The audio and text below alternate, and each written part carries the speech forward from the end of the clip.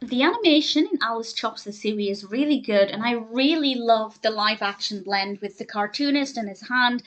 But the narrative it wasn't that interesting. This is the 1925 Alice Comedies film directed by Walt Disney, and this is an Alice Comedies with Margie Gay as Alice. And it starts off really great with the illustrator or the cartoonist drawing Julius, and then Alice is born out of the ink bottle, and the ink bottle appears again a few times, and I loved its role. I love seeing the cartoonist's hand interacting with the art. It just really helps to bring the story to life, both literally and figuratively.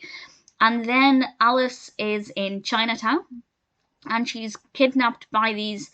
IMDb refers to them as Chinese gangsters. They're certainly very interesting in terms of the way they're animated. I actually couldn't work out if they were meant to be human characters or something else, and I don't think they're human. Well, they're not human, but I'm not entirely sure what they're meant to be.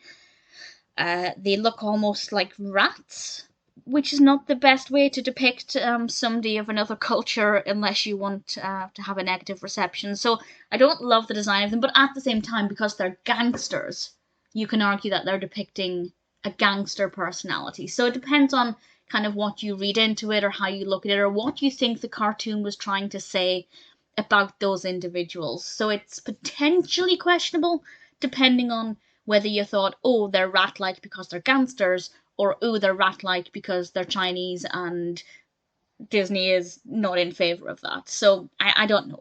It's questionable depending on what your outlook is.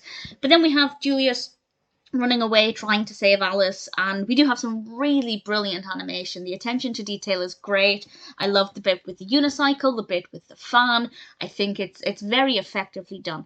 There's not a great deal of live action blend within the narrative, but what we do get, for example, at the beginning and then occasionally Alice throughout, it's very well done. So I can't really complain about that too much, and I think it is very, very well animated. Some of the Alice comedies are a bit problematic. This one might be one of those, but it's very well animated, and I love the inclusion of the cartoonist's hand. I think that's something that's really effective and really beneficial and enjoyable. So it's definitely a roller coaster cartoon. I think there are good things about it. There are some potentially not good things about it. But ultimately, if you like the Alice comedies and you haven't seen Alice Chops the Suey, I'd say it's worth checking out.